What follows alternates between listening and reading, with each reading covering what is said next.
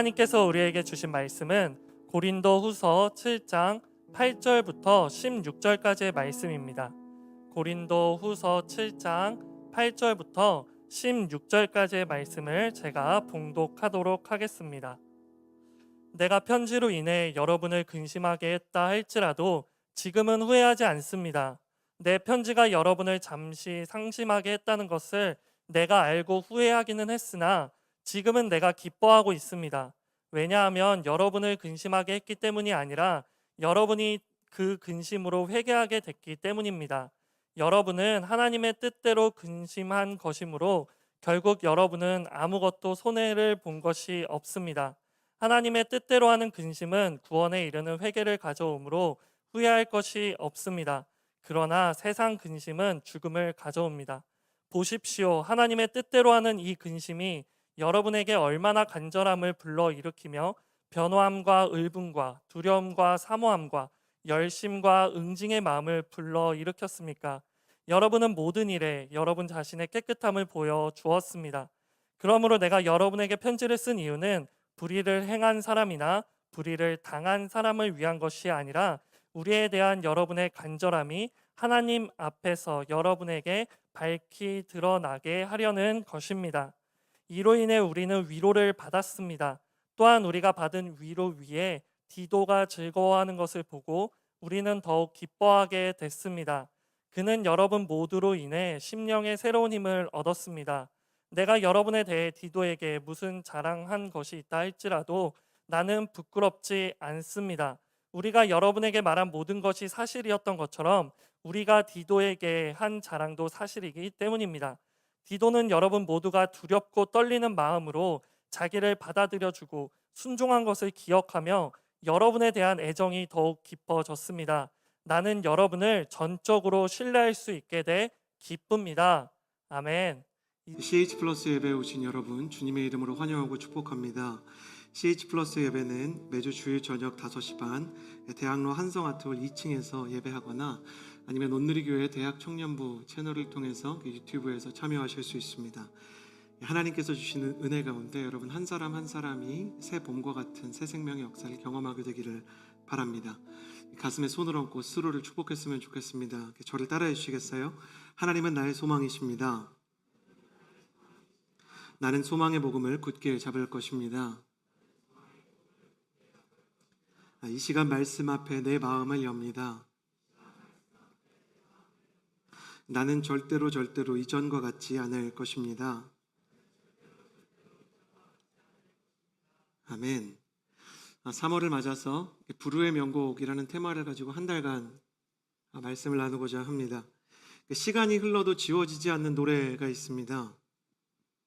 이제서야 생긴 문화라고 생각이 되는데 옛날에는 아이돌 그 가수가 유행을 하면 그냥 차트에 항상 줄이 섰었어요. 역주행이라는 것을 찾아보기 힘들던 시대가 있었습니다. 항상 젊은 10대 아이돌, 20대 초반의 아이돌이 노래를 해야만 차트를 점령할 수 있었던 시대.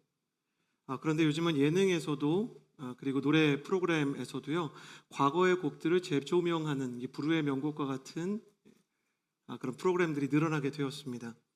시간이 흘러도 잘 지워지지 않는 노래들, 그 노래를 들을 때 다시 우리를 그 시간과 그 장소로 소환시키는 노래들, 내가 잃어버렸던, 내가 까먹고 있었던 감정들과 감수성들을 다시 회복시켜주는 노래를 사람들이 그리워하게 되었던 것이죠.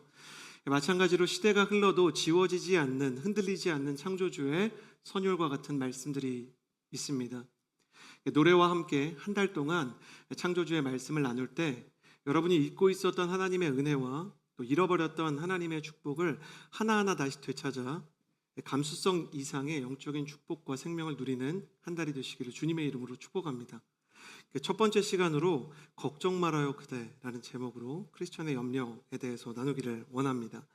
오늘 말씀 속에 염려와 고민, 근심과 후회 속에서 고통스러운 잠 못 이루는 밤에 사로잡힌 한 사람이 등장하는데 바울입니다. 바울이 3차 선교 여행을 하고 있었습니다. 1차, 2차, 3차. 전도 여행이 지금의 아울리치와 비슷한 것이라고 생각하는 분들이 많지만 상상을 초월할 정도로 그 여행에는 영적인 에너지와 육체적인 생명력이 많이 들어가는 어찌 보면 소진과 어찌 보면 집중과 또 탈진이 있을 수 있는 가능성이 내포된 시간이었습니다. 한 도시 한 도시를 갈 때마다 영적인 준비가 필요했고 영적인 집중력이 필요했고 하나님 앞에서 사람 앞에서 이 모든 시간을 어떻게 견디고 이겨내야 되는지에 대한 고민으로 가득 찬 시간이 바로 전도 여행의 시간이었죠. 세 번째 전도 여행은 특별히 많은 핍박과 고난 속에서 영적인 안테나를 기민하게 세우고 있어야만 주님께서 주시는 보호와 주님께서 인도하시는 그 선교의 역사 가운데 하나님의 거룩한 인도하심에 따라 한 걸음 한 걸음을 이렇게 옮길 수 있는 그만큼 위험과 도전이 많은 시간이었습니다. 그 선교 여행이 하루하루 진행되는 것도 버거운데 갑자기 그에게 불미스러운 소식이 전해 들어옵니다. 3차 전도 여행 중에 에베소에서 바울이 체류하고 있을 때 고린도 교회의 소식을 듣게 되는데 글로의 집 사람들이 찾아와서 고린도 교회의 상황이 심각하다는 거예요. 베드로파, 아볼로파, 바울파, 그리스도파로 4개 이상의 파벌이 생겼어요. 아주 큰 교회도 아닌데 작은 교회에서 이제 파벌 문제가 심각하다는 거죠. 성도들끼리 이 갈등이 심해져서 서로 소송을 하고 서로 미워하는 게 수습이 안 될 정도예요. 뿐만 아니라 한쪽에서는 표현하기도 어려운 성적인 문란한 사건들이 있어요. 친족 간에, 가족 간에 성적인 문란함이 일어나기 시작해요. 이런 모든 영적인 실패와 후퇴 속에서 영적인 예배와 예수 그리스도의 복음이 사라지고 있었다 이렇게 얘기를 하게 되는 것입니다. 사도 바울이 듣고 가만히 있을 수가 없어서 첫 번째로 이제 편지를 보냅니다. 근데 그 편지가 분실되었어요. 현재는 사도 바울이 지금 우리가 고린도 전서하면 First Corinthians 이렇게 부르지만 사실 첫 번째 편지는 아예 이렇게 분실이 됐습니다.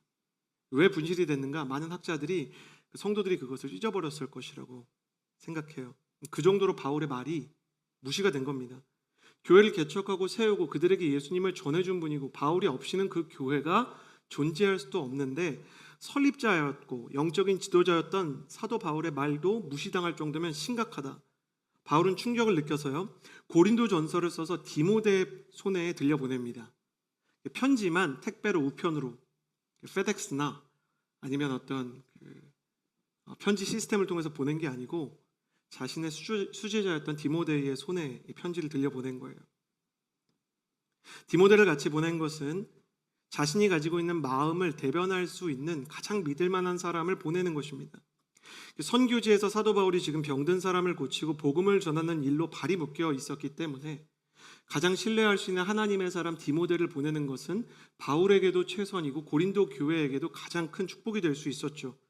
그런데 고린도 교회는 바울의 편지와 디모데의 말을 모두 다 무시하고 문제가 심화되기 시작합니다. 그래서 고린도 전서와 후서 사이에 세 번째 편지인 눈물의 편지를 보내게 되는데 이 눈물의 편지도 사도 바울이 보낸 이후에 어떻게 되었는지를 잘 모르겠는 거예요. 사도 바울은 눈물의 방문을 하게 됩니다. 눈물의 방문을 해서 정말 내 마음이 정말 어떤 것인지를 표현하려고 하는데 사도 바울이 방문한 것도 무시를 당하는 거예요. 사도 바울의 면전에다 대고 오히려 사람들이 모독을 하고 오해를 하고 사도 바울을 공격하고 너는 글은 잘 쓰지만 설교를 잘하지 못한다. 영적인 은사가 별론 것 같다. 선교하느라 교회를 돌보지 않는다. 온갖 공격을 하는 거예요. 죄송합니다. 제가 약간 헷갈렸는데 눈물의 방문 이후에 눈물의 편지를 그래서 사도 바울이 다시 한번 세 번째 편지로 보냅니다. 이번에는 디모데가 아니라 디도편에 보내는 거예요. 첫 번째 잃어버린 편지, 두 번째 고린도전서, 세 번째 눈물의 방문 이후에 눈물의 편지를 디도편에 보내는 거예요. 그래서 이 디도에게 나를 무시했지만 이제 디도가 다시 갔으니까 혹시 모르니까 우리 드로아에서 다시 만나자 이렇게 약속을 했습니다. 그런데 사도 바울이 드로아에 도착해 보니까 디도가 안 오는 거예요. 디도가 안 왔을 뿐만 아니라 디도와 연락이 다 끊긴 거예요. 여러분 현대인이 제일 불안할 때가 언제예요? 출근을 했는데 스마트폰을 집에 놓고 왔을 때 아닙니까? 세상과 단절된 거예요. 학교에 왔는데 스마트폰이 없는 인생, 정말 손톱 물어뜯게 되고 인생이 불안한 거죠. 여러분에게 평안의 복음을 전해드리고 싶습니다. 하루 스마트폰 없어도 여러분과 저에게 아무 일도 일어나지 않습니다. 왠지 말씀드릴게요. 저와 여러분은 세상에서 그다지 중요한 사람이 아니기 때문이에요. 저희가 막 대단한 지도자들이 아니잖아요. 중간중간 PC로 카카오톡 정도 확인하거나 아니면 주변 사람들이나 우리의 SNS에다가 저희가 핸드폰을 두고 와서 연락이 안 됩니다 정도만 올려놓으면 아무 일도 일어나지 않아요. 근데 이 시대에는 다르잖아요. 어떤 연락도 되지 않는다는 건 정말 불안한 거예요. 자기를 배척했던 고린도 교회가 디도에게 무슨 위해를 가했을지도 모르고, 또 고린도 교회는 대체 디도에게 어떻게 했는지를 떠나서 또 눈물의 편지에 대해서 어떤 반응을 보이는지에 대해 바울이 확신할 수 없는 것이죠. 시간이 지날수록 바울이 불안하고 후회가 되고 근심이 되는 거예요. 아, 내가 너무 그들의 죄에 대해서 강경하게 말했나? 정말 하나님의 뜻이었지만 그 하나님의 뜻으로 너무 그 사람들에게 상처가 될 만한 표현을 쓴 건가? 디모데나 디도편의 편지를 보낸 건 좀 잘못이었나? 기다렸어야 됐나? 역사상 최고의 설교자로 꼽히는 사람이 몇 명 있는데 찰스 스펄전도 있고요. 또 우리 하용조 목사님과 같은 한국의 설교자들도 계시죠. 근데 많은 신학자들이 이 사람이 아마 최고의 설교자였을 것이다 이렇게 뽑는 4세기의 설교자 크리소스톰이라는 분이 계십니다. 그분이 이때 바울의 심정에 대해서 뭐라고 표현하냐면 참 와닿아요.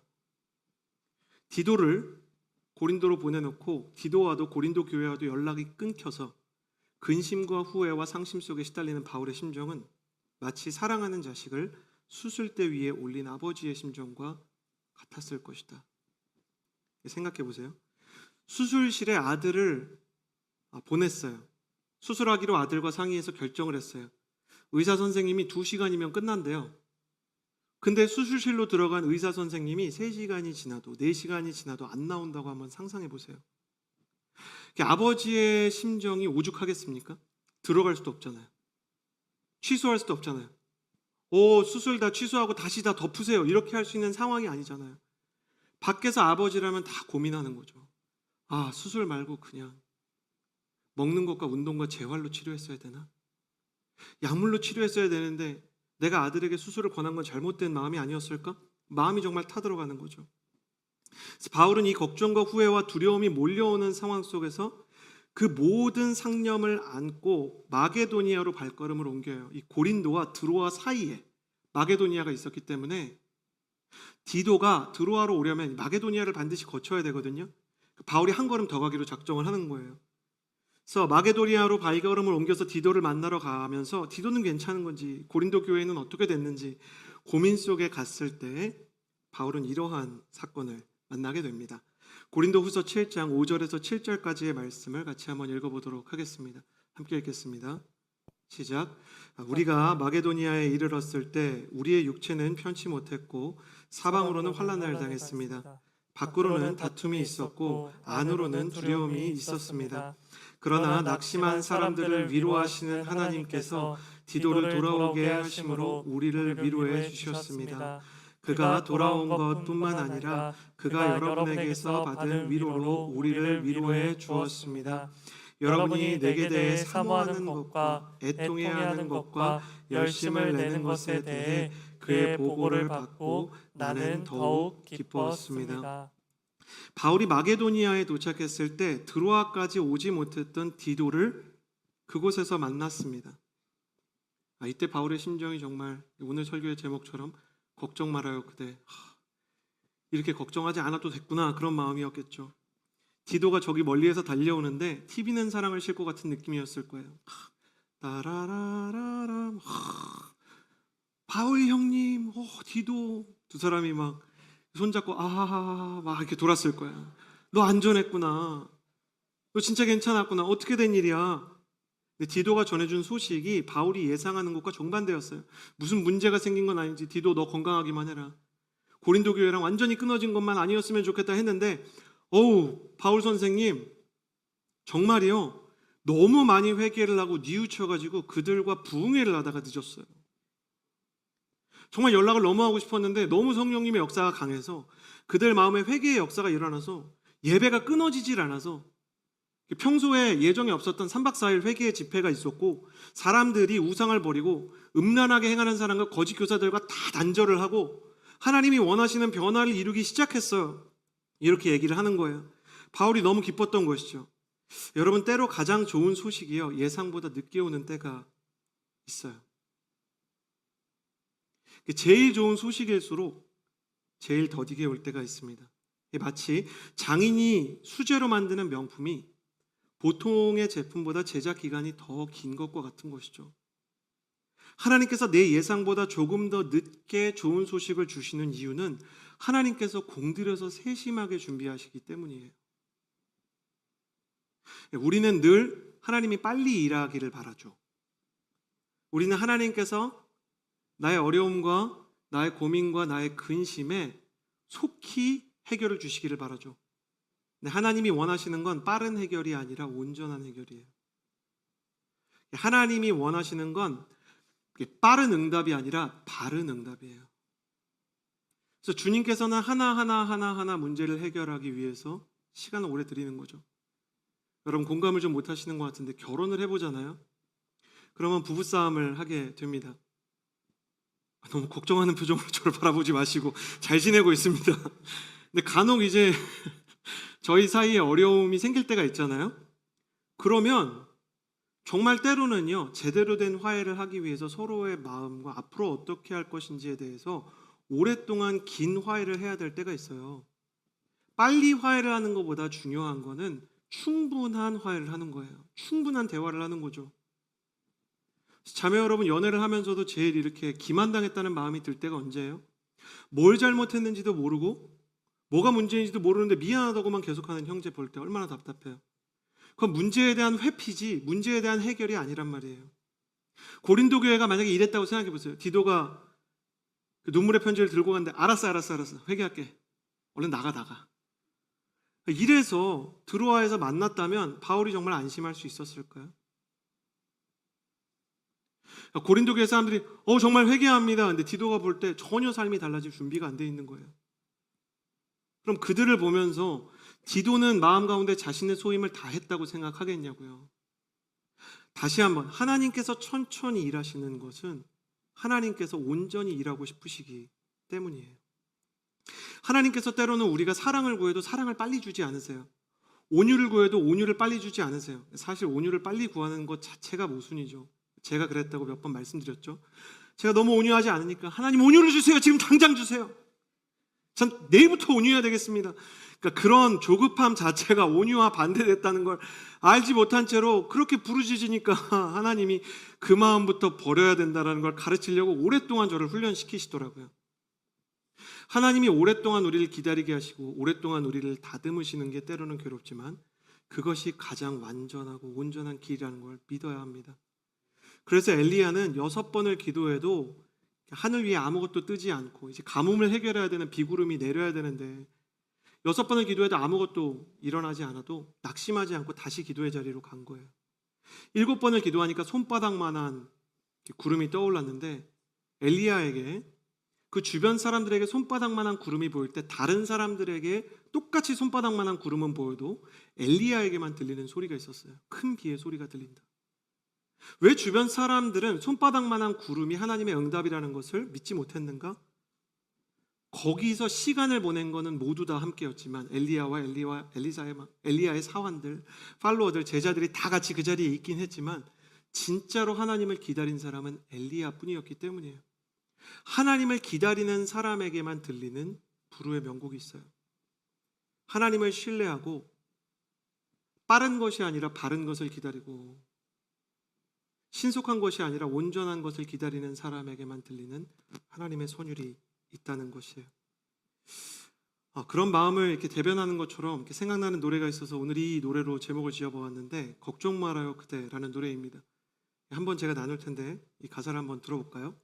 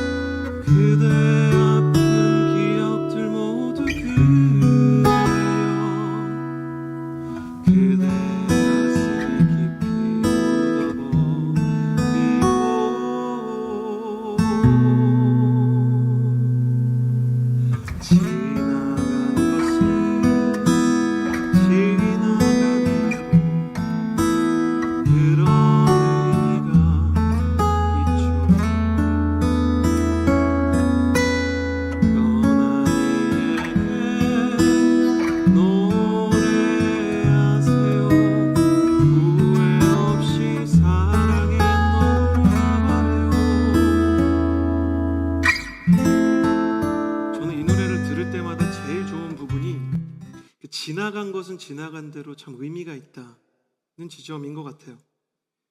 가끔 세상의 노래, 하나님을 알고 굳이 이렇게 만든 노래가 아니지만 하나님을 생각하게 하는 노래들이 있잖아요. 저는 이 노래를 들을 때도 때로 하나님 생각이 납니다. 지나간 것은 그래, 지나간 대로 그런 의미가 있죠. 근데 이 가장 좋은 부분이 사실은 가장 아쉽고 허무한 부분입니다. 왜 그럴까요? 이 걱정 말아요 그대라는 노래는 분명히 명곡이고 좋은데 근거가 없어요. 왜 걱정하면 안 되는지, 걱정 안 하면 정말 지나간 것들이 의미를 남기는지. 이 세상의 모든 노래가 정말 아름답고 우리의 마음을 위로하지만 그 위로가 오래가지 못하는 까닭은 그 노래가 약속하는 희망이 근거가 없기 때문이에요. 아무리 네가 떠나면 남겨질 내가 속절없이 무너질 것이라 기도해야겠지만 난 괜찮아 얘기를 해도 안 괜찮아요. 저는 가끔 그게 안 괜찮아로 들려요. 그래요. 근거가 없다는 거예요. 사도 바울이 고민을 할 때 사실은 세상 사람들 같이 그 자신도 자신이 하는 선택과 이 어려움에 대한 근거를 찾기 어려웠던 것 같아요. 근거를 찾기 어려울 때 인생 가운데 찾아오는 감정이 뭐냐면 후회인 거예요. 잘했는지 확신이 없는 거죠. 이 어려움 가운데 내가 처했는데 이 어려움이 정말 의미를 남길지에 대한 어떤 근거와 증거가 없는 거죠. 근데 사도 바울이 디도를 만났을 때 그의 인생은 비로소 세상의 노래와 다른 근거를 맞이하게 되었다. 이 사건을 해석하는 사도 바울의 이야기가 이 디도를 만난 이후에 계속해서 기록이 되거든요. 어떻게 기록이 되는가? 8절에서 10절까지의 말씀을 한 번에 우리가 같이 한번 읽어보았으면 좋겠습니다. 8절에서 10절까지의 말씀 함께 읽겠습니다. 시작. 내가 편지로 인해 여러분을 근심하게 했다 할지라도 지금은 후회하지 않습니다. 내 편지가 여러분을 잠시 상심하게 했다는 것을 내가 알고 후회하기는 했으나 지금은 내가 기뻐하고 있습니다. 왜냐하면 여러분을 근심하게 했기 때문이 아니라 여러분이 그 근심으로 회개하게 됐기 때문입니다. 여러분은 하나님의 뜻대로 근심한 것이므로 결국 여러분은 아무것도 손해를 본 것이 없습니다. 하나님의 뜻대로 하는 근심은 구원에 이르는 회개를 가져오므로 후회할 것이 없습니다. 그러나 세상 근심은 죽음을 가져옵니다. 바울은 하나님의 뜻대로 근심 속에 빠졌기 때문에 후회하지 않게 되었다는 걸 배웠다 이렇게 얘기합니다. 사실 바울도 디도를 다시 만나기 전까지 자기가 잘했는지 몰랐어요. 근데 디도를 만나고 나서 하나님께서 성령님의 임재로 바울에게 알려주신 거예요. 그래, 많이 후회가 됐지, 많이 걱정이 됐지, 그리고 너도 혼란 가운데 있었지. 그렇지만 걱정 말아요 그대를 부르는 세상 사람들과 동일해 보이지만 걱정과 후회 속에 있는 너의 차이는 뭐였니? 바울에게 있어서 항상 훈련되어 있는 건 뭐냐면 묵상하는 사람이었다는 거예요. 여러분 저를 따라해 주시겠어요? 크리스천은 리뷰하는 사람이다. 크리스천은 리뷰하는 사람이에요. 그냥 디도를 만나서 좋은 게 아니라 이 디도를 만나서 회복된 사건을 가지고 사도 바울이 밤낮으로 이게 무슨 일이었을까를 묵상해 본 거예요. 사도 바울은 그의 인생의 나이테만큼 수없이 좌편에서 우편에서 근심 속에 허물어져가는 사람들을 많이 보았어요. 그 시기에도 낙관주의가 있었고 그 시대에도 낭만주의가 있었고 그 시대에도 음유시인과 같은 감수성 충만한 노래가 있었단 말이에요. 1세기부터 이미 걱정 말아요 그대와 같은 노래가 수도 없이 많았습니다. 근데 그 노래 부르다가 그 걱정을 끝내지 못하고 죽는 사람들, 그 노래 부르다가 그 업무를 끝내지 못하고 죽는 사람들을 보면서 사도 바울은 나의 걱정과 그들의 걱정이 뭐가 다른가를 고민하게 되었던 거예요. 근데 디도를 만나보니까 나와 그들 사이에 하나의 차이가 있는데 그게 뭐냐 하면 나의 고민과 나의 후회와 나의 근심은 항상 하나님 앞에서 하는 근심이었다는 거예요. 내가 혼자 근심하고 있는 게 아니라, 내가 혼자 후회하고 있는 게 아니라, 내가 혼자 어려워하고 있는 게 아니라 바울에게 항상 훈련되어 있었던 선한 습관이 있는데 그 고민과 그 후회와 그 아픔을 가지고 하나님에게 나아가는 것이 거의 기계적으로 훈련이 되어 있었다는 거예요. 세상 사람들이 가지고 있는 걱정, 그리고 하나님의 사람들이 가지고 있는 이 후회의 차이점을 가르는 것이 누구 앞에서이냐 이거예요. 하나님 없이 하고 있는 걱정은 끝내는 자책 쪽으로 가게 돼요. 내가 실수했기 때문에 내 책임으로, 혹은 그 사람을 만나서 세상이 원망스러워서 이건 정말 자책이다, 그 사람 괜히 믿었다, 자책하거나 원망하는 것이죠. 근데 하나님 앞으로 나아가는 사람들은 후회와 낙심과 두려움 속에서 하나님 앞으로 회개를, 그 기도를 드리게 되는 거예요.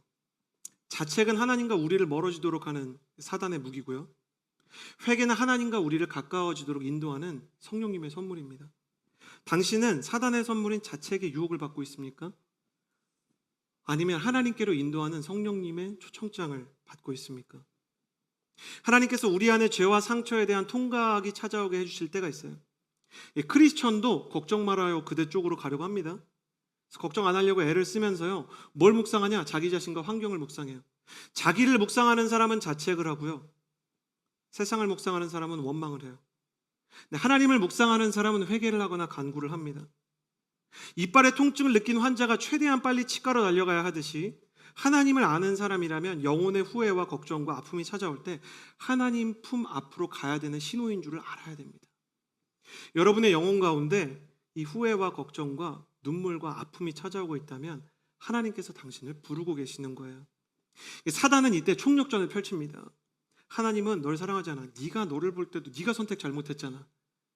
그 남자 만나지 말아야 된다는 거를 예배 가운데서 수없이 네가 느낄 수 있었잖아. 그 직장 가지 말아야 됐잖아. 그 자리 가지 말아야 됐잖아. 근데 가고 나서 왜 하나님한테 가려고 그래? 염치가 있지. 하나님 하지 말라는 거 해놓고 다시 하나님한테 돌아간다고? 이거는 불륜한 남편이 다시 아내한테 용서해달라고 얘기하는 거랑 똑같은 거 아닌가? 한두 번이 아니잖아. 너 자신을 봐. 네가 이번에만 사람을 미워했어? 너가 이번에만 음란했어? 이번에만 교만했어? 너 염치가 좀 있어봐라. 하나님한테 어떻게 갈 수 있냐? 끊임없이 괴롭히려고 하는 거예요. 이 괴로움이 찾아와서 극단적인 선택을 한 사람이 누구예요? 가룟 유다입니다. 여러분 기억하셔야 돼요. 자책의 결말은 항상 절망이에요. 사단은 절망을 통해서 우리를 어디로 데려가려고 하냐? 그게 나에 대한 자책이든 세상에 대한 원망이든 하나님 없이 하는 이 고통의 묵상, 하나님 없이 가지고 있는 염려에 대한 심한 생각들, 하나님 없이 가지고 있는 이 허무에 대한 짙은 생각들을 통해 우리를 죽고 싶은 마음 쪽으로 유도하려고 하는 거예요. 2주 전에 나눈 것처럼 자책과 자기 연민은 사실 겸손으로 위장된 교만일 뿐이죠. 자만이나 자책이나 최종적으로 자기가 자신을 평가하는 위치에 있는 거죠. 내가 볼 때 내가 한심하다. 내가 볼 때 나는 괜찮다. 자만은 자기가 자기를 괜찮게 보는 거고, 자책은 자기가 자기를 볼 때 문제가 있는 거 아니겠어요? 자책과 자만은 교만의 동전의 양면이죠. 그래서 이 교만이라는 것은 속성상 뭡니까? 하나님을 밀어내는 거예요. 자만은 난 하나님 없이도 괜찮아요. 하나님 없이 살 사람이에요. 하나님 저리 가세요. 자책은 난 너무 못나서 하나님이 필요가 없어요. 여러분 저를 따라해 주시겠어요? 너무 잘나서 하나님이 필요 없는 사람도 없고, 너무 못나서 하나님이 미워하는 사람도 없다. 근데 사단은 반대로 얘기해요. 너무 잘나서 하나님이 필요 없는 사람도 있고, 너무 못나서 하나님이 미워하는 사람도 있다. 사단이 끊임없이 얘기하는 거예요. 그러나 유다와 똑같은 유혹 가운데 빠졌던 사람이 있습니다. 이게 누구예요? 베드로죠. 유다처럼 예수님을 부인했어요. 예수님을 위해서 죽겠다고 그렇게 난리를 치더니 예수님께서 붙잡혀 가니까 무서운 거예요. 사실 저는 베드로를 이해합니다. 여러분 제자들의 나이가 얼마쯤인지 생각해 본 적 있으세요? 예수님께서 예루살렘으로 들어가실 때 성전세라는 거를 냈는데요, 예루살렘에 출입하는 20세 이상의 남자는 누구든지 성전세를 내야 돼요. 그게 법이에요. 톨게이트 같은 거예요. 근데 예수님이랑 베드로만 내거든요. 그럼 나머지 제자들은 몇 살이라는 거예요? 다 10대라는 거예요. 10대에 그렇게 헌신을 했어요. 막 사도 요한이 17이에요. 빌립이랑 바돌로메가 막 15살, 16살이라고요. 이 10대의 청소년 집회 가보셨어요? 여러분 거기서 회심하는 청년들 보면 공통점이 있어요. 거기서 회심하는 청년은 어제까지 세상에 정말 죄인 중에 괴수로 살다가 내일부터 자꾸 선교사로 살겠다 그래요. 그러니까 한 번 회심하면 내 생명 주님께 막 이럽니다. 로미오와 줄리엣 같은 마음이에요. 로미오와 줄리엣도 10대잖아요. 그러니까 10대 때 하는 사랑이 전부인 것처럼 생각하듯이 그때가 전부라고 생각해요. 주님 위해 죽겠다 막 이래요. 그 10대 집회 가보면 약간 불안합니다. 주님 위해서 죽으라고 말 안 하는데 자꾸 죽겠다 그래요. 주님을 위해서 죽겠습니다. 그럼 제가 막 그러지 마세요. 여러분 그냥 하루하루 주님과 천천히 해결해야 됩니다. 그러면 목사님이 오히려 우리를 시험하는구나. 아닙니다. 주님을 위해서 죽겠습니다. 막 난리가 나요. 여러분 이 10대들이 언제부터 이 열정이 꺾이게 되는지 제가 말씀드릴게요. 여러분 공감하실 것 같아요. 세상을 알면서 꺾여요. 그러니까 세상 무서운 줄 모르고 방황하던 친구들은요, 막 방황하고 막 10대 때 술 마시고 오토바이 타고 막 무면허로 운전하던 친구들이 어디 가면 얌전해지는지 아세요? 경찰이나 검찰 앞에 가면 얌전해져요. 그래서 경찰서 신우에 제가 가본 적 있거든요. 진짜 밖에서 내노라 하는 등치 이만한 10대들, 그러니까 이만해가지고 30대처럼 보이는 10대들 있잖아요. 얼마나 공손한지 몰라요. 이름이 뭐야? 이서진이요. 막 이렇게 얘기해요. 몸 이만한데 수그리고. 왜 그런지 알아요? 공권력이 주는 압력이 명확한 메시지를 주거든요. 우리는 너의 인생을 망칠 수 있어. 진짜 동네를 주름잡던 동네 형이요, 어디 가면 얌전해지는지 아세요? 군대 가면 얌전해져요. 이등병은 다 똑같아요. 세상에서 뭘 하다 왔든지 그냥 이등병인 거예요. 세상에서 얌전히 살던 상병이 그렇게 무서워 보입니다. 왜요? 공권력이니까. 하극상을 하면 자기 인생에 정말로 전과자의 줄이 갈 수도 있으니까. 줄을 위해 죽겠다던 베드로가 왜 기가 죽었어요? 그 시대의 검찰이었던 대제사장의 사원들과 그 시대의 경찰이었던 로마 군병을 진짜 본 거예요. 말로만 들었지 진짜 군대가 예수님 잡아가고 진짜 재판을 당하니까 이게 쉽지 않은 거예요. 주님 위해서 죽겠다던 그 청소년 크리스천들이 대학 가서 사회 앞에서 진짜 직장 상사 앞에서 쪼그라드는 마음이랑 똑같은 거예요. 그래서 10대들이 처음에 대학부 와서, 대학부가 청년부 가서, 그러니까 청소년이 대학부 갈 때, 대학부가 청년부 갈 때 뭘 느끼는지 알아요? 왠지 형 누나들은 좀 겸손한 것 같아. 그 왜 그런가? 인생의 위기를 알기 때문이에요. 인생의 위기와 세상의 거대함을 느껴보니까 베드로가 너무 무서운 거예요. 그래서 도망쳤어요. 주님께서 보란 듯이 부활을 해버린 거예요. 여기가 끝인 줄 알았는데 베드로가 그 예수님을 봤습니다. 근데 보고 나서 바로 결정한 행동이 있는데 뭔지 아세요? 요한복음 20장에서 부활하신 주님을 베드로가 본 이후에 21장에서 바로 한 행동이 갈릴리로 도망치는 거였어요. 그러니까 나는 예수님한테 맞지 않는다. 이 자책과 후회 속에서 도망치는 거죠. 도망치는 베드로를 보면서요, 영적인 후회와 실패와 고통 속에서 자책의 길을 선택하는 유다의 길로 거의 갈 뻔한 그 실패와 영적 침체에 시달리는 청년들의 자화상을 보게 돼요. 일단 베드로가 딴 데로 안 가고 갈릴리 바닷가로 가서 어부를 했대요. 영적인 자책과 실망 가운데 있는 사람은 뭘 어떻게 해요? 영적인 자책에 빠진 많은 사람들은 과거로 돌아가요. 오늘날도 수많은 청년들이 과거로 돌아가요. 술 마시던 청년, 예수님 믿고 술 끊었다가 다시 침체에 오면 술 마셔요. 세상에 잘못된 음란한 콘텐츠에 중독되어 있던 청년들이 예수님 믿고 끊었다가 영적 침체에 오면 다시 글로 가요. 예수님을 믿고 언어 생활이 변하는 청년들이 있어요. 형제고 자매고 다른 사람에 대한 나쁜 말을 하려고 하다가도 주워 담는 거예요. 나 이러면 안 되는데 순장님 저 진짜 이거 끊고 싶어요. 기도해 주세요. 그러다가 영적인 침체가 오면 다시 다른 사람들에 대한 이 나쁜 말이 튀어나오죠. 옛날에는 그 술이, 그 음란이, 그 뒷담화가 나를 정화시켜주고 즐겁게 해줬는데 비극이 뭐냐면 베드로가 갈릴리로 가서 다시 물고기를 잡는데 아무것도 잡지 못했대요. 과거로 달아난 크리스천 청년들이 세상에서 다시 그때만큼의 행복을 누리지를 못해요. 공허에 시달리는 거예요. 옛날만큼 음란물이 즐겁지가 않아요. 더 허무하고 더 공허해요. 다른 사람들이 욕하고 집으로 돌아올 때 내가 내 자신이 더 싫어져요. 세상을 원망하고 나서 잠자리에 누웠을 때 내가 진짜 예수 믿는 사람인가, 나 뭐하는 사람인가, 기도도 안 되고 눈물만 자꾸 흐르는 거예요.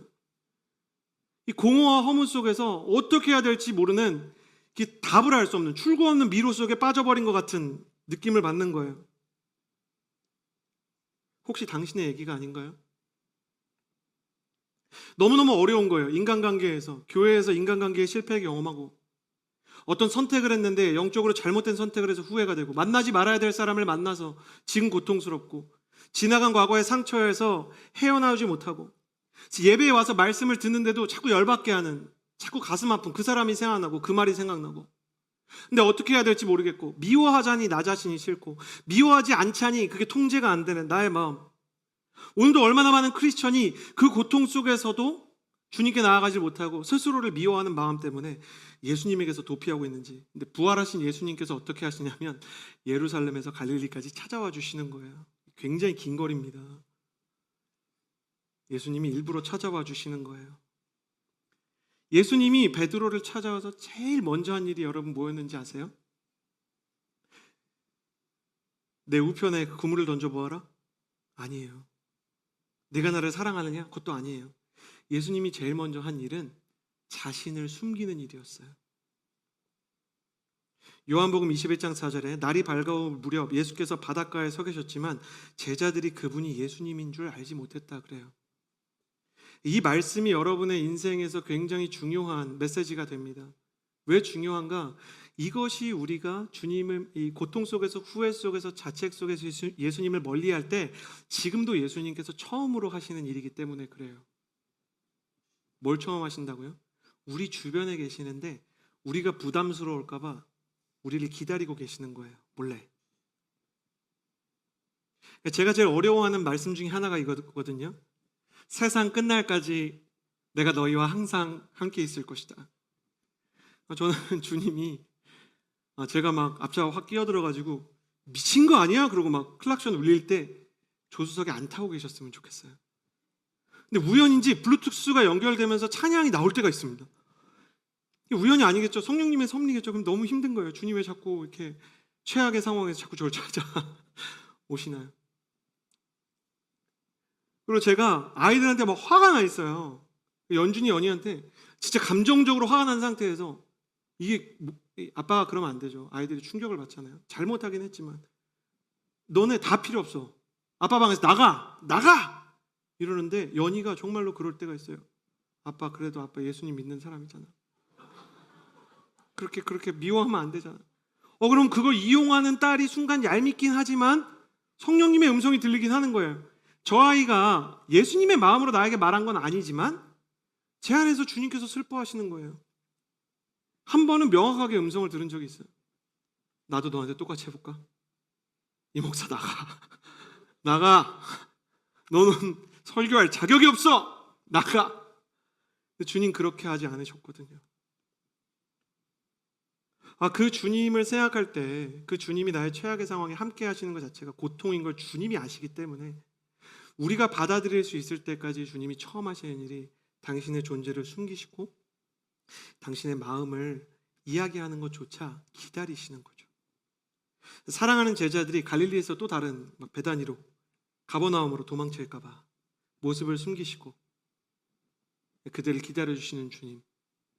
그러나 주님께서 모습은 숨기셨지만 차마 그들을 향한 사랑을 숨기지 못하셔서 끝내 주님의 사랑이 제자들에게 발견이 됩니다.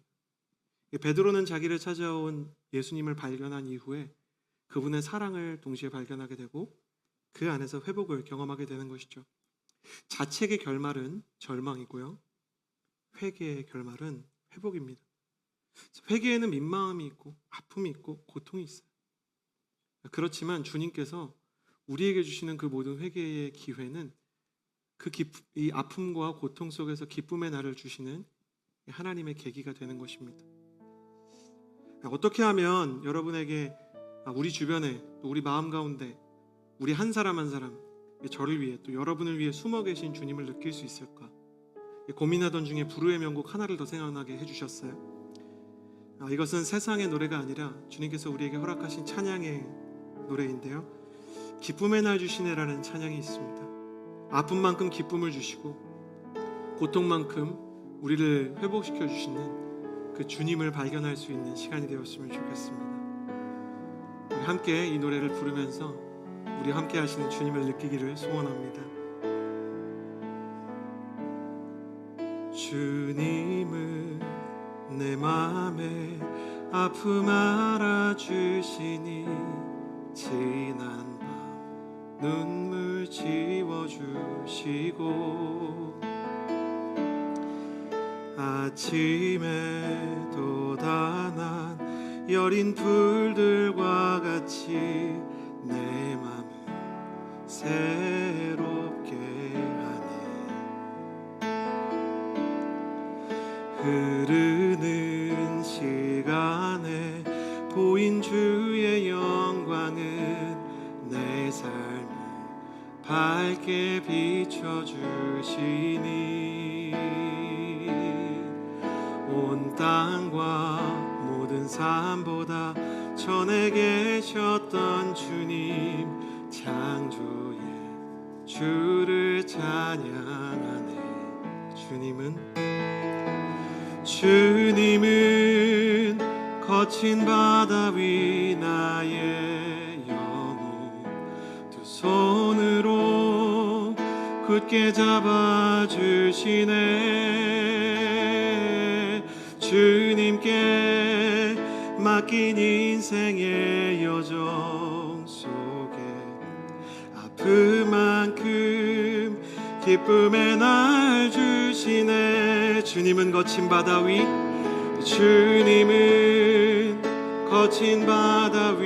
나의 영혼 두 손으로 굳게 잡아주시네. 주님께 맡긴 인생의 여정 속에 아픔만큼 기쁨의 날 주시네. 사랑하는 청년 여러분, 죄와 실패로 영적인 아픔 가운데 있을 때 주님께서 그 아픔마저 공감해 주시는 거예요. 제가 아이들을 키워보니까 혼내면서도 그 아이들이 자책하는 것을 어떻게 다뤄야 되는지에 대해 영적으로 고민하게 되더라고요. 분명히 반성은 좋은 거예요. 근데 굉장히 교묘하게 부모가 훈육을 할 때 영적으로 보면 그 상황 속에서 사단이 그 아이의 자존감을 공격하기 위해서 굉장히 부단히 애쓰는 걸 경험하게 돼요. 연준아, 연희야, 이건 잘못한 거잖아. 동생한테 화내고 오빠를 미워하면 안 되잖아. 그럼 사단이 정말 그 아이들의 마음속에 막 속삭이는 것 같아요. 너는 미워하는 애야. 넌 문제인 애야. 어느 날 이제 아이들의 자아상에 대해서 아동 심리사들이 아이들이 다니는 어린이집에서 이제 상담을 해보면 예수님을 믿는 아이들일수록 자기 자신에 대한 자아상의 공격을 많이 받는다는 거예요. 그러니까 어떤 공격을 받냐면 나는 내 마음대로 착한 일을 할 수 없는 아이다. 나는 미워할 수밖에 없다. 그리고 나는 계속해서 이제 삶이 나쁜 쪽으로 가게 될 거다. 아이들이 우리처럼 말을 유창하게 못해서 그렇지 자기 자신의 인생에 대한 두려움이 있는 거예요. 부모로서 정말 하나님의 긍휼함을 구하게 되는 건 실제로 거의 그것에 이르지 못하지만 뭘 구하게 되냐면 하나님 잘못에 직면하면서도 오히려 용서와 사랑을 깊이 느낄 수 있게 해주세요. 그러면 하나님이 어떤 때는 뭘 주시냐면 이 아이들을 혼내다가 막 눈물이 나는 거예요. 왜 눈물이 나냐? 이 아이들이 힘들어하니까. 그러니까 이 아이들이 자신의 실패 때문에 마음대로 안 되는 자기 마음, 누군가를 미워할 수밖에 없는 죄인인 자신의 모습을 마주하는 거에서 계속 데미지를 느끼니까 눈물이 나는 거예요. 부모가 잘못한 게 아닌데도 눈물이 나는 것처럼 주님이 베드로를 볼 때 눈물을 흘리는 거예요. 여러분을 보실 때 예수님께서 눈물이 나는 거예요. 그래 너도 그러고 싶지 않을 텐데. 그래 너도 누군가를 미워하거나 음란하거나 교만하거나 거짓말하고 싶지 않을 텐데. 자꾸만 그 길로 가는 너 자신을 보면서 얼마나 고통스럽니? 하나님의 뜻대로 누군가에게 진심을 표현했는데 그 사람이 진심을 알아주지 않고 정말 축복을 했는데 그 좋은 마음들이 외면을 당하고 널 알아주지 않는 그 사람들을 통해서 너가 얼마나 아픔을 느끼니? 주님께서 함께 아파하시고 함께 고민하면서 소심하게 말거하지 못하고 정말 최고의 상담가처럼 그냥 옆에 있어주기만 하는 시간이 있는 거예요. 이 주님께서 설교를 준비하는 동안 여러분에 대해서 이런 마음을 전해주시기를 정말 원하시더라고요. 사랑하는 아들, 딸에게 그냥 내가 말 없이 너의 옆에 있어줄게. 내가 그냥 네가 힘들어할 때 그 시간을 같이 견뎌줄게. 너가 너 자신이 믿겠지만 내가 너를 버리지 않는 걸 느낄 수 있게 해줄게. 내가 같이 울어줄게. 내가 같이 힘들어해줄게. 주님께서 그 옆을 지켜주신다는 거예요. 주님께서 사도 바울을 통해서 하나님 앞에서 하는 이 모든 고민은 회개를 불러오고 그 회개가 회복을 불러오기 때문에 고통스러운 순간 그 자체가 없을 수는 없지만 그 고통마저 의미가 있을 수밖에 없다라고 얘기하는 이 말씀을 통해 성령님은 단순하게 뭘 얘기하고 싶냐? 당신이 여전히 주님께 사랑받고 있다. 그 얘기를 하고 싶으신 거예요. 주님이 지금도 우리 한 사람 한 사람 옆에 계시다. 이렇게 말씀하시기를 원하시는 거예요. 사랑하는 여러분, 여러분이 지금 당장 영적인 회복과 뜨거운 예배를 결단하라고 말하는 것은 아닌데요. 그러나 이 선포에 아멘 하시기를 바랍니다. 주님께서 여전히 우리 한 사람 한 사람을 사랑하시는 줄을 믿습니다. 그 어떤 실패에도 불구하고, 그 어떤 후회에도 불구하고, 그 어떤 갈등에도 불구하고, 우리의 커뮤니케이션에, 우리의 말에, 행동에, 사람을 대하는 태도와 매너에 미숙함에도 불구하고 주님께서 여전히 우리를 떠나지 않으시고 지금도 우리 곁에 계시는 줄을 믿습니다. 그 자리를 차지하려는 모든 악한 영의 세력은 떠나갈지어다. 여러분이 만약 영적인 아픔과 침체와 허물을 느끼고 있다면 단순한 이 질문, 2주 전에도 질문을 드렸지만 또 이 질문 앞에 서십시오. 여러분이 겪고 있는 그 아픔이 당신을 하나님께로 인도하고 있습니까? 아니면 하나님과 멀어지도록 유도하고 있습니까? 만약 이 아픔이 당신을 하나님께로 가까이 인도하고 있다면 당신의 아픔마저 기쁨의 날이 될 것입니다. 그러나 이 아픔이 당신을 하나님과 멀어지도록 유도하고 있다면 당신은 지금보다 더 큰 고통과 어둠을 경험하게 될 거예요. 그래서 여러분, 여기서부터 시작했으면 좋겠어요. 주님께서 나를 버리지 않으시고 지금도 내 옆에 계신 줄을 믿습니다. 주님께서 나와 함께 하시는 것을 믿을 수 있게 하여 주옵소서. 그렇게 고백한 하나님의 사람 되시기를 주님의 이름으로 축복합니다. 주님 약속하셨어요. 내가 세상 끝날까지 너를 떠나지 않을게. 가슴에 손을 얹고 눈을 감고 저를 따라해 주시겠어요? 주님은 결코 나를 떠나지 않으십니다. 주님은 결코 나를 포기하지 않으십니다. 아멘. 나는 여러분의 영적인 통증이 주님 곁으로 여러분을 인도하는 이정표가 되기를 축복합니다. 그러면 우리가 주님 앞으로 나아가기로 결단할 때 어떤 일이 일어나는가? 사도 바울은 말씀을 통해 주님 앞으로 나아가는 이 고통을 통해, 이 후회를 통해 회개로 나아가는 사람에게 약속된 회복 3가지를 얘기하는데요. 11절에서 12절 말씀 같이 한번 읽어보기를 소원합니다. 11절과 12절입니다. 함께 읽겠습니다. 시작. 보십시오. 하나님의 뜻대로 하는 이 근심이 여러분에게 얼마나 간절함을 불러일으키며 변명함과 두려움과 사모함과 열심과 응징의 마음을 불러일으켰습니까? 여러분은 모든 일에 여러분 자신의 깨끗함을 보여주었습니다. 그러므로 내가 여러분에게 편지를 쓴 이유는 불의를 행한 사람이나 불의를 당한 사람을 위한 것이 아니라 우리에 대한 여러분의 간절함이 하나님 앞에서 여러분에게 밝히 드러나게 하려는 것입니다. 첫 번째, 뭐가 구체적인 선물로 주어지는가? 고통 속에서 하나님 앞으로 나아가려고 하면 사람에게 간절함이 회복된다고 이야기합니다. 바울은 하나님의 뜻대로 근심하며 회개를 선택한 고린도 교회 성도들, 또 고린도 교회 성도들 때문에 고민했던 바울 자신에게도 영적인 간절함이 회복되었다라고 이야기합니다. 성경이 쓰는 간절함이란 무슨 뜻이냐면 마음에만 있던 바람이 삶에서 실제로 추구되는 상태를 얘기하는 거예요. 마음속으로만 결단했던 것을 삶에서 실제로 실천하게 만드는 열정을 간절함이라고 얘기하는 거예요. 간판만 달았다고 모두 영업 중인 가게가 아니죠. 대학로에 지금도 폐업한 가게들을 보면 간판 예쁜 가게 많아요. 간판이 있다고 그 가게가 다 영업 중인 게 아닌 것처럼 기도 제목을 적었다고 기도를 하는 사람은 아니죠. 말씀 카드를 다 뽑았다고 그 말씀을 다 신뢰하는 사람은 아닙니다. 그러나 성령님께서는 무슨 일을 하시는가? 간판만 달린 상점과 같은 공허한 인생 가운데 다시 영업할 수 있는, 다시 사업에 도전할 수 있는 힘을 주시는 거예요. 기도 제목만 가지고, 기도 제목만 사람들과 나누던 사람이 기도하게 하시고, 말씀 카드를 뽑는 것만 즐거워하던 사람이 실제 말씀을 마음에 새기고 그 말씀에 순종할 수 있는 저력을 갖추게 하는 것이에요. 기도에 성령님이 부어주시는 영적인 간절함이 임하면 공허한 탄식과 같은 기도의 순간이 변해서 눈물과 부르짖음의 뜨거운 열정의 기도가 회복되고, 묵상의 영적인 간절함을 성령님께서 회복해 주시면 말씀의 뜻을 모르던 사람들이 설교를 듣고 말씀을 읽을 때 마음 가운데 용기와 능력과 소망이 다시 회복되게 되는 것입니다.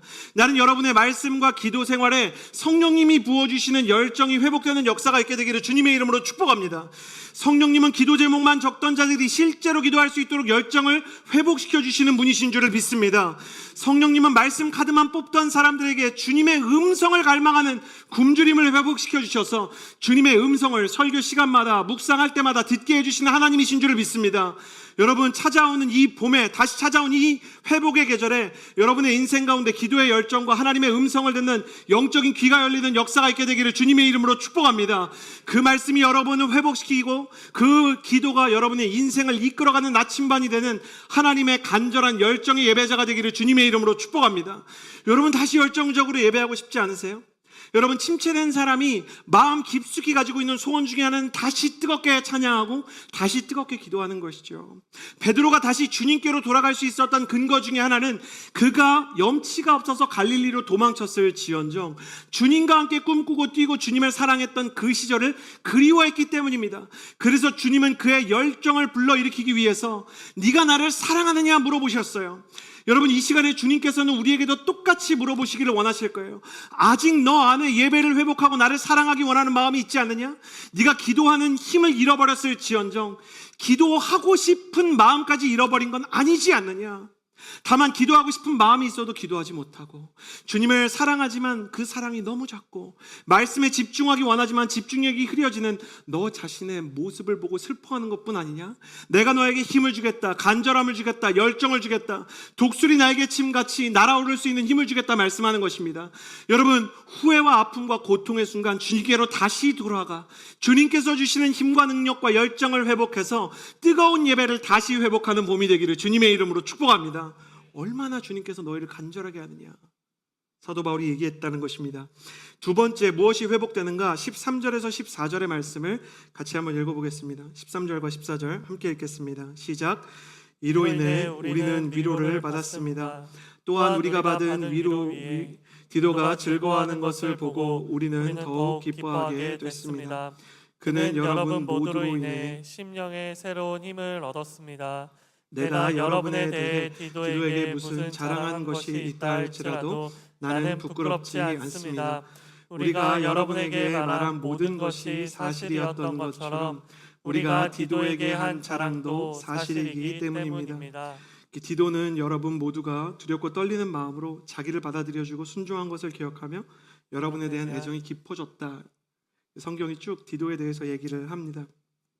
두 번째 회복은 뭐냐면 위로의 회복입니다. 하나님께서 간절한 열정을 회복시켜 주신다면 두 번째는 위로를 회복해 주시는데, 여기서 나오는 위로는 바울에 대한 게 아니고 디도에 대한 겁니다. 바울은 이 모든 근심의 시간이 바울뿐만 아니라 디도에게 위로가 되었다고 이야기하고, 디도가 위로를 받는 모습을 보면서 바울이 위로를 받았다고 합니다. 바울에게 왼팔 오른발 같은 두 명의 수제자가, 한 명은 디모데고 다른 한 명은 디도죠. 축복합니다. 그렇게 소원하시는 분들 아멘 하세요. 여러분에게도 영적인 동역자들이 생기게 되기를 주님의 이름으로 축복합니다. 교회에서도 사람 때문에 어려운 때가 많이 있어요. 죄인들이 많이 모였기 때문에. 심지어 목회자나 지도자 때문에 어려운 때도 있지만, 그럼에도 불구하고 우리가 교회 생활에서 얻을 수 있는 가장 큰 축복은 영적인 동역자라는 생각이 들어요. 10명의 적이 있어도 두세 사람의 동역자가 있으면 사람이 견뎌낼 수 있습니다. 사도 바울은 혼자 견뎌낸 게 아니라 디모데와 디도와 함께 이 어려움을 이겨냈었죠. 이 디도와 디모데라는 이 사도 바울의 두 명의 제자이자 동역자에게는 특징이 있었는데, 디모데는 따뜻하고요, 디도는 충성돼요. 따뜻한 디모데, 충성된 디도. 처음에 고린도 교회에 편지를 보낼 때 고린도 전서를 디모데 편에 보냈죠. 근데 디모데가 너무 따뜻한 거예요. 따뜻한 사람들은 황희정승처럼 그래 네 말도 옳다, 그래 참 이해가 된다. 디모데가 가봤는데 그 사람들을 향한 사랑만 너무 강해요. 그러니까 오히려 더 우습게 보이고, 사람들이 디모데를 우습게 보고 바울의 편지도 이렇게 크게 임팩트를 끼치지 못했던 것 같아요. 그래서 다음에 디도를 보냈는데 디도는 확실한 사람이에요. 그래서 이거 잘못한 거 맞지 않습니까? 끝까지 가는 거예요. 그래서 시간이 더 오래 갔겠죠. 바울 신학자들은 디도의 성격상 명확하고 단호하게 경고했을 것이라고 말합니다. 그 결과 고린도 교회는 이 디도의 명확하고 선명한 설교와 복음과 가르침을 통해서 회개를 하게 되었죠. 사도 바울의 편지를 받아들이게 되었죠. 그렇지만 디도를 보내는 바울의 마음은 괴로웠을 거예요. 디도가 단호하게 말하는 성격이긴 하지만 고생할 게 뻔하기 때문에 디도한테 해줄 수 있는 게 없는 거예요. 디도의 고생이 여기서 끝나는 게 아닙니다. 바울이 은퇴한 뒤에 가장 중요한 두 개의 교회였던 에베소 교회와 그레데 교회, 두 개의 교회가 있었는데 디모데는 에베소 교회로 갑니다. 에베소 교회는 목회자를 사랑하고 굉장히 따뜻하고 단단하고 규모도 큰 대형 교회이자 건강한 교회예요. 근데 그레데 교회는 이건 정말 목회자의 험지입니다. 이 그레데라는 섬이 있는데 그레타니즈라는 헬라어가 있어요. 그레타니즈. 이게 뭐냐면 거짓이 일상이다라는 뜻이에요. 그러니까 앞에서 목사님 존경하는 것처럼 하고 다 뒤통수를 치는 분들만 계신 거예요. 그러니까 디도는 좀 서운하지 않았겠어요? 근데 디도는 한 번도 서운해하지 않아요. 바울을 원망하지 않는단 말이에요. 왜? 바울과 함께 하나님께 충성하면서 찬양한 것처럼 아픔 속에서 기쁨의 날을 주시는 하나님을 반복적으로 만나면서 디도의 믿음이 이거였다는 거예요. 아픈 만큼 하나님이 기쁨을 주시고 어려운 만큼 기적을 베푸시는 하나님이시다. 바울 선생님에게 난 이걸 배웠다. 함께 기도하기로 작정하고 함께 예배하고 함께 선교하면서 어려움이 오히려 더 큰 전화위복의 계기가 되는 것을 나는 반복적으로 만났다, 이렇게 고백하는 거예요.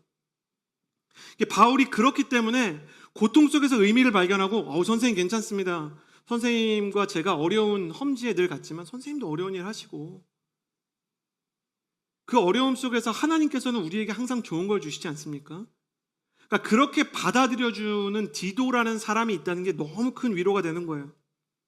우리도 그렇죠. 함께 기도하기로 작정하고 함께 스텝을 섬기고 함께 순장을 섬기는 동역자가 헌신과 섬김의 자리에서 고통스러워하고 아파하는 모습을 보면 괴롭죠. 그러나 정말 하나님의 길이라면 주님께서 그를 지켜주시고 그의 마음 가운데 위로를 주시고 하나님으로 인해서 그 사람이 새 힘을 얻는 것을 만나게 되는 때를 하나님께서 또한 주실 때가 있습니다.